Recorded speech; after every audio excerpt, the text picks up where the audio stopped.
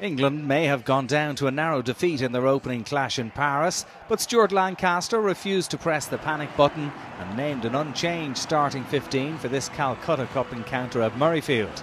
Johnny May played despite suffering a broken nose against France, the men in white seeking a fourth successive RBS Six Nations win against their northern neighbours.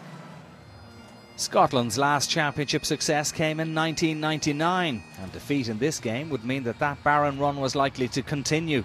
The pyrotechnics pre-match were impressive, but would the men wearing the Scottish jerseys be able to produce similar fireworks on the pitch? Interim coach Scott Johnson made 3 changes for this game. Flanker Chris Fusaro came in for his debut in place of captain Kelly Brown. Tommy Seymour replaced the injured Sean Maitland. Matt Scott started at inside centre with Duncan Taylor dropping to the bench. Greg Laidlaw captained the side.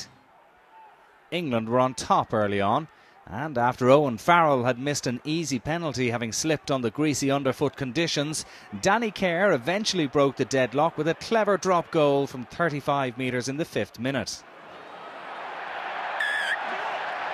This was the second match in a row where Kerr had scored with a drop, having also clipped one over against France in Paris. After Laidlaw had missed with a penalty chance for Scotland, England really turned the screw with a fine try from Northampton Saints centre Luther Burrell. As the English pack came up short of the Scottish line, Kerr got a quick pass away to Burrell, whose pace and long reach got him over for his second try in as many matches. Farrell slotted the conversion over, and the visitors had a 10 points to 0 lead with only 15 minutes gone. It may be 15 years since Scotland won this championship, and that before the Six Nations even came into being, and any hopes they may have had of breaking that duck seemed to be drifting ever further away when England stretched their lead to 13-0 in the 28th minute. Incessant English pressure forcing a penalty when James Hamilton was penalised for going in off his feet. No advantage accrued, and Farrell put the penalty over to leave England in a healthy 13-point lead.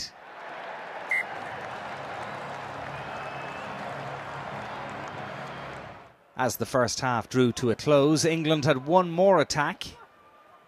Farrell broke the defensive line and found the pacey Burrell, who almost got away for his second try of the night, only to be held up just short of the line.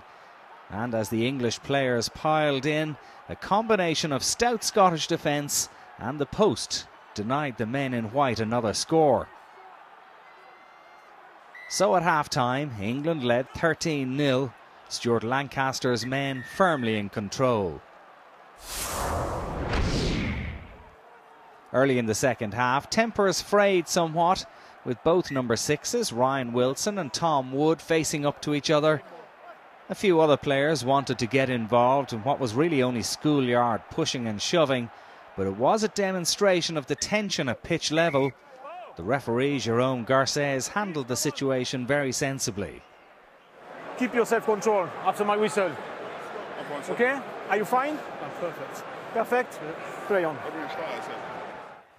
Johnny May's speed was proving to be quite a thorn in the side of the Scottish defence, and when Alex Dunbar refused to release him after making the tackle, the patience of the referee from France ran out, and the first yellow card of the match was produced for the Scottish centre. Not release. Yellow. The Scots may have been trailing on the scoreboard and numerically on the pitch, but their supporters gave the team great encouragement and refused to stop singing. However, in the 58th minute, England took advantage of that extra man and put clear ground between themselves and the Scots.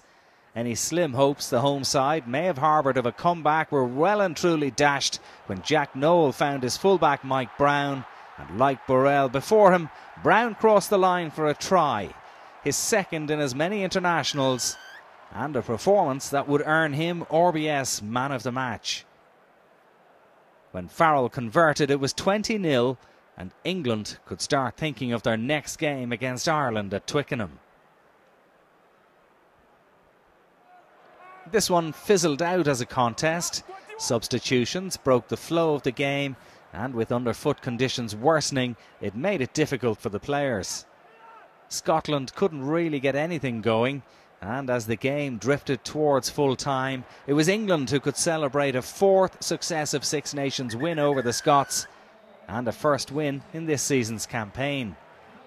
Scotland held scoreless in this fixture for the first time since 1978, are possibly more concerned about avoiding the wooden spoon now than winning the championship. They take on Italy in Rome next. But as the stadium emptied in Edinburgh, Chris Robshaw lifted the Calcutta Cup once again. For him and his England colleagues, there's other silverware on their minds, no doubt. Final score at Murrayfield, Scotland 0, England 20.